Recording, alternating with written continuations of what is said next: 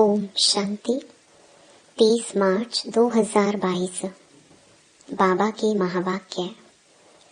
मीठे बच्चे, तुम बाप के बने हो इस दुनिया से मरने के लिए। ऐसी अवस्था पक्की करो जो अंत में बाप के सिवाय कोई भी याद ना आए। प्रश्न: सबसे तीखी आग कौन सी है जो सारी दुनिया को इस समय लगी हुई है? उसको बुझाने का तरीका सुनाओ। उत्तर: सारी दुनिया में इस समय काम की आग लगी हुई है। यह आग सबसे तीखी है। इस आग को बुझाने वाली रूहानी मिशन एक ही है। इसके लिए स्वयं को फायर ब्रिगेड बनाना है। सिवाय योग बल के यह आग बुझ नहीं सकती। काम विकार ही सबकी सत्यानाश करता है, इसलिए इस भूत को भगाने का पूरा पुरुषार्थ करो। गीत: महफिल में जल उठी शमा। ओम शांति। जो अच्छे अच्छे सर्विसेबल बच्चे हैं, वह इस गीत के अर्थ को अच्छी रीति समझ जाते हैं। इस गीत को सुनने से सारी सृष्टि चक्र, रचता और रचना के आदि मध्य अंत को जाना जाता है। गीत बजाया जाता है कि मनुष्य जान जाए। किस द्वारा? ज्ञान के सागर द्वारा। बच्चे जानते हैं कि हम बाप के बनते हैं इस पुरानी दुनिया से मरकर अपने परम धाम में जाने के लिए।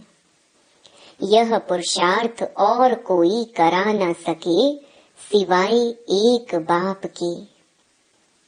बाप कहते हैं, मेरा बनने से तुमको इस दुनिया से मरना होगा।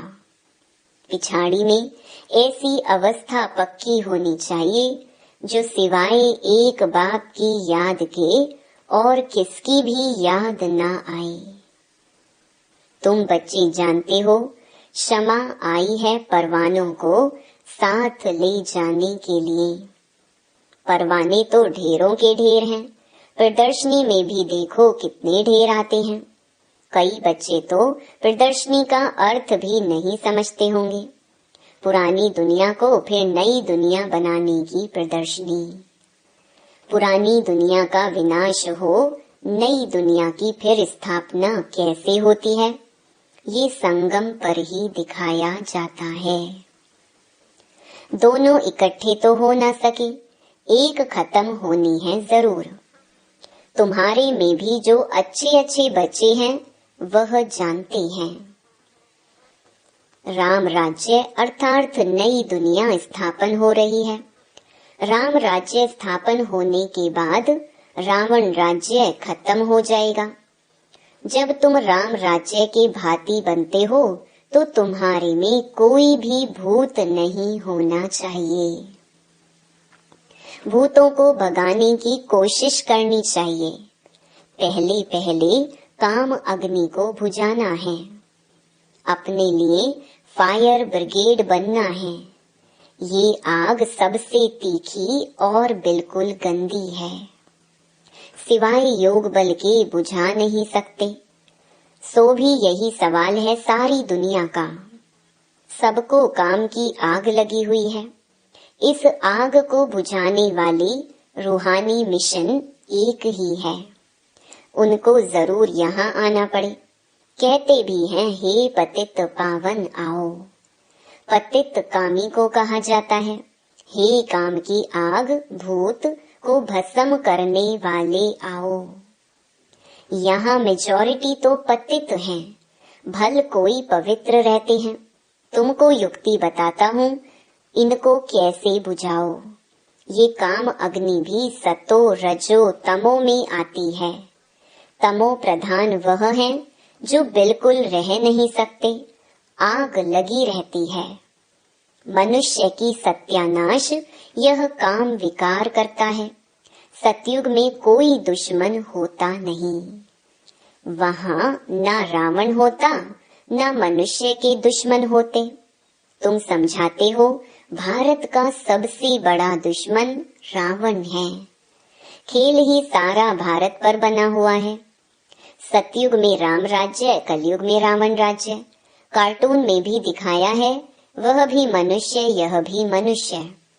देवताओं के आगे हाथ जोड़कर जाकर कहते हैं, आप सर्वगुण संपन्न हो, हम पापी दुखी हैं। यह भारत श्रेष्ठाचारी पावन था जरूर, जहाँ देवी देवताएं राज्य करते थे। लक्ष्मी नारायण और राम सीता दोनों का राज्य था। है उन्हों का घराना। प्रजा का चित्र तो नहीं बनाएंगे। अब बाप कितना सहज करके समझाते हैं। समझाकर फिर कहते हैं, बुद्धि में धारणा होती है ना। जैसे मेरी बुद्धि में धारणा है, झाड़ ड्रामा की नॉलेज हमारे पास है, इसलिए मुझे ज्ञान का सागर कहते हैं। सृष्टि के आदि मध्य अंत का ज्ञान मेरे पास है। मुझे पवित्रता का भी सागर कहते हैं। पतित पावन भी मुझे ही कहते हैं, जो आकर सारे भारत को पावन बनाते हैं। ये है राजयोग और ज्ञान। बैरिस्ट्री पढ़ते हैं, उनको कहेंगे बैरिस्ट्री योग, क्योंकि उस पढ़ाई से ही बैरिस्टर बन जाते हैं। ये बाप कहते हैं, तुम बच्चों को आकर राजयोग सिखाता हूँ। राजाएं भी सब भगवान को याद करते हैं। भगवान से क्या मिलेगा? जरूर स्वर्ग का वर्षा मिलना चाहिए। तुम सबसे पूछते हो कि परमपिता परमात्मा का परिचय है, वह बाप रचयिता है, तो जरूर स्वर्ग रचता होगा और स्वर्ग की राजाई देते हैं, जो हम बच्चों को मिली थी। अब नहीं है, फिर ले रहे हैं, जैसे कल्प पहले भारतवासियों ने ली थी, अब फिर से भारतवासियों को लेनी है। नारद का मिसाल। तुम बच्चे भी पूछते हो, चलेंगे वैकुंठ, भगवान से नई दुनिया का वर्षा लेंगे। भारत को ही वर्षा मिला था, अब नहीं है, और कोई को तो मिल ना सके, क्योंकि भारत ही भगवान की जन्म भूमि है। तो चैरिटी बिगिंस एट होम।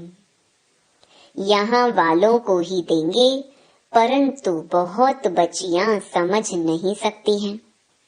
बहुत बच्चों को साक्षात्कार भी कराते हैं, दिखाते हैं तुम वैकुंठ के प्रिंस प्रिंसेस बनते हो। यह है ही मनुष्य से प्रिंस बनने की पाठशाला। प्रिंस बनना व राजा बनना एक ही बात है। यह साक्षात्कार होता है कि पुरुषार्थ कर ऐसा बनो। बाप की श्रीमत पर चल पुरुषार्थ करो। सिर्फ कृष्ण को देखा, यह कोई बड़ी बात नहीं है। ऐसे तो आगे बहुत देखते थे, फिर चले गए। साक्षात्कार हुआ, फिर पढ़ते नहीं हैं, ऐसा बनते नहीं हैं। इतना पुरुषार्थ नहीं करते, क्योंकि भूतों का वार है। देह अभिमान का कड़ा भूत है। बुद्धि में रहना चाहिए कि खेल पूरा होता है। हमने 84 जन्मों का पाठ पूरा किया, अब हम ये पुराना चोला छोड़ता हूँ। यह भी सिर्फ याद पड़ जाए तो अहो भाग्य, खुशी का पारा चढ़ा रहे। अब हम जाते हैं वापस मुक्ति धाम में। यह किसकी भी बुद्धि में नहीं बैठ सकता। भल सन्यासी हैं, वह कहते हैं हम शरीर छोड़ ब्रह्म में लीन हो जाएंगे, परंतु तत्व को याद करने से विकर्म विनाश नहीं होंगे, तो जा कैसे सकते हैं। ले जाने वाला है ही एक राम, सभी बच्चों को ले जाएगा। आपे ही तो कोई जा नहीं सकता, पुरुषार्थ करते हैं क्योंकि इस दुनिया में रहना अच्छा नहीं लगता। कोई फिर कहते हैं हम इस नाटक में आए ही नहीं, अनेक मत मतांतर हैं, गुरु गोसाई आदि करोड़ों की अंदाज में हैं, सबकी अपनी अपनी मत है। भल कहते हैं आपका ज्ञान बहुत अच्छा है, बाहर गए और खलास। आते तो बहुत हैं परंतु उनकी तकदीर में नहीं है। इतना मर्तबा छोड़कर आवे यह नहीं हो सकता है, इसलिए गरीब ही उठाते हैं। यहाँ तो आकर बच्चा बनना पड़े। कोई सन्यासी गुरु इतने सब फॉलोअर्स को छोड़ आवे बड़ा मुश्किल है। सो भी यह प्रवृत्ति मार्ग मेल फीमेल दोनों को इकट्ठा रहना पड़े। निश्चय बुद्धि वालों की झट परीक्षा ली जाती है। देखें गुरु पना छोड़ते हैं, बाबा का बनना पड़ता है ना। बाबा किसको भी समझाने का सहज उपाय भी समझाते हैं। सिर्फ पूछना है, परम पिता परमात्मा से तुम्हारा क्या संबंध है? वह जरूर मुक्ति जीवन मुक्ति देंगे, मनुष्य मनुष्य को दे ना सके। बाबा से वर्षा लेने के लिए आकर सीखना पड़े। श्रीमत जो कहेगी सो करेंगे। पहले पहले निश्चय बुद्धि चाहिए, फिर श्रीमत जो मिले। पहले पहले परिचय ही बाप का देना है। ढेरों के ढेर आते हैं, कहते हैं यह बहुत अच्छी चीज है, परंतु खुद थोड़े ही खड़े होते हैं, सिर्फ अपनी राय देकर चले जाते हैं।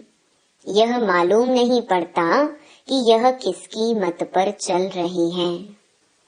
कहते हैं ऐसी प्रदर्शनी तो जगह जगह होनी चाहिए, मत देने लग पड़ते हैं।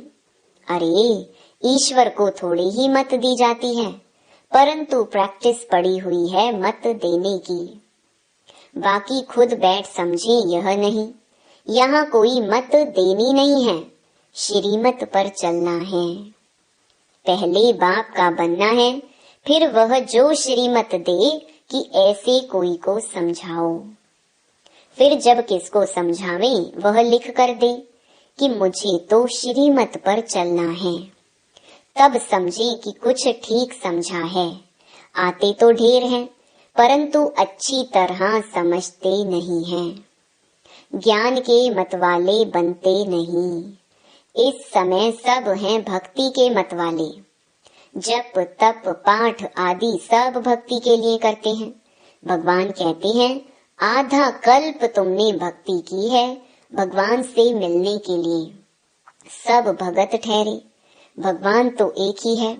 एक को ही कहते हैं पतित पावन, तो खुद भी सब पतित ठहरे। यह है रावण राज्य। इस कल्प के संगम का ही गायन है। कल्प के संगम युगे युगे बाप आते हैं।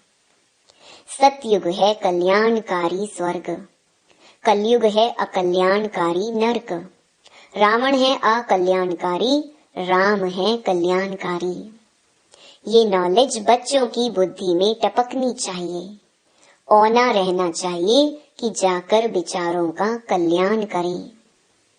कोई कोई में ऐसी खामी है जो उनसे सब हैरान हो जाते हैं।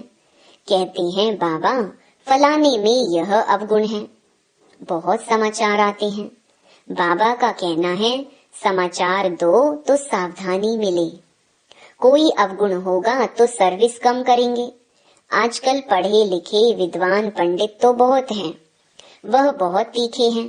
कच्चे बच्चों का तो माथा ही खराब कर दे, इसलिए तीखे तीखे बच्चों को बुलाते हैं। समझते हैं यह हमारे से होशियार हैं। प्रदर्शनी से भी बाबा समाचार मंगाते रहते हैं, कौन कौन अच्छी सर्विस करते हैं। इसमें बड़े होशियार चाहिए। कोई बोले तुम शास्त्र आदि पढ़ते हो, बोलो यह तो हम जानते हैं। यह वेद शास्त्र जन्म जन्मांतर सब पढ़ते आए हैं। अभी हमको बाबा का डायरेक्शन है कि कुछ नहीं पढ़ो, मैं जो सुनाऊं वह सुनो, मेरी मत पर चलो, मुझे याद करो तो विकर्म विनाश होंगे। अभी मौत सामने खड़ा है। मैं आया हूँ तुमको ले जाने के लिए। मैं तुम्हारा बाप हूँ। तुमको मुक्ति, जीवन मुक्ति दूंगा। हर एक को ड्रामा अनुसार पहले मुक्ति में जाना है, फिर जीवन मुक्ति सतो प्रधान में आते हैं। इसलिए कहा जाता है सर्व के सदगति दाता सर्वोदया। सर्व में सारी दुनिया आ जाती है। सर्व माना सारी दुनिया का बाप समझाते हैं।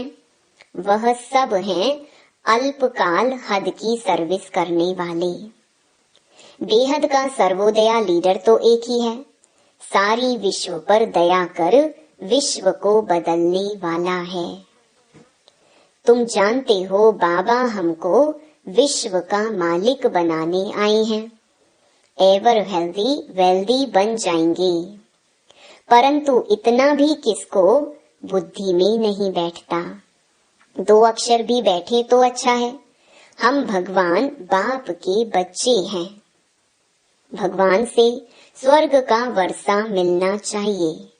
मिला हुआ था, अब नहीं है, फिर मिल रहा है।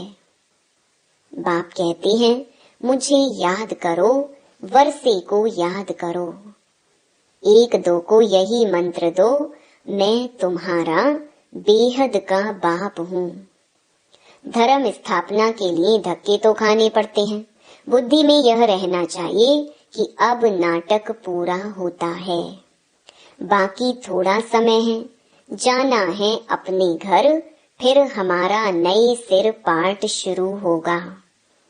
यह बुद्धि में रहे तो बहुत अच्छा। तुम बच्चों के कदम कदम में पदम भरे हुए हैं। बड़ी जबरदस्त कमाई है। खुद भगवान कमाई करने की राय देते हैं। राय पर चलने से स्वर्ग में तो पहुंच जाते हैं, परंतु स्वर्ग में भी फिर ऊंच पद पाना चाहिए। यह कमाई है चुपचाप करने की। कर्मेंद्रियों से कर्म करो, परंतु दिल साजन की तरफ हो, बस बेड़ा पार है। बड़ी जबरदस्त कमाई है। बाप की सर्विस में रहने से ऑटोमेटिकली बहुत आमदनी होती है। अच्छा, मीठे मीठे सिकिलधे बच्चों प्रति माता पिता बाप दादा का याद प्यार और गुड मॉर्निंग। रूहानी बाप की रूहानी बच्चों को नमस्ते। धारणा के लिए मुख्य सार। पहला, अब यह नाटक पूरा हुआ। हमें वापस मुक्ति धाम में जाना है। इस खुशी में रह पुरानी देह का अभिमान छोड़ देना है। दूसरा, एक बाप की मत पर चलना है। बाप को अपनी मत नहीं देनी है। निश्चय बुद्धि बन बाप की जो श्रीमत मिली है उस पर चलते रहना है। वरदान, भिन्न भिन्न स्थितियों के आसन पर एकाग्र हो बैठने वाले राजयोगी स्वराज्य अधिकारी भव। राजयोगी बच्चों के लिए भिन्न भिन्न स्थितियां ही आसन हैं। कभी स्वमान की स्थिति में स्थित हो जाओ, तो कभी फरिश्ते स्थिति में, कभी लाइट हाउस माइट हाउस स्थिति में, कभी प्यार स्वरूप लवलीन स्थिति में। जैसे आसन पर एकाग्र होकर बैठते हैं, ऐसे आप भी भिन्न भिन्न स्थिति के आसन पर स्थित हो वैरायटी स्थितियों का अनुभव करो। जब चाहो तब मन बुद्धि को ऑर्डर करो और संकल्प करते ही उस स्थिति में स्थित हो जाओ, तब कहेंगे राजयोगी स्वराज्य अधिकारी। स्लोगन, वफादार वह है जिसे संकल्प में भी कोई देहधारी आकर्षित न करे। ओम शांति। मेरे मीठे मीठे भाई और बहनों, बाबा के इस अनमोल खजाना यानी ज्ञान रूपी मुरली को जन जन तक पहुंचाना हम सब की कर्तव्य नहीं बल्कि धर्म है। मैं तो अपना धर्म निभा रही हूँ, अब आपकी बारी। आप भी अपनी व्हाट्सएप और फेसबुक और दूसरे सोशल मीडिया के ग्रुप में शेयर कीजिए। क्या पता आपके इस नेक काम की वजह से किसी की जिंदगी जीने की एक नई राह मिल जाए। और हाँ, आप भी इस YouTube चैनल को सब्सक्राइब कर लीजिएगा ताकि आपको भी रोजाना बाबा की मुरली को सर्च करना ना पड़े। शिव बाबा की अमृत वर्षा हम सब पर ऐसे ही बरसते रहे।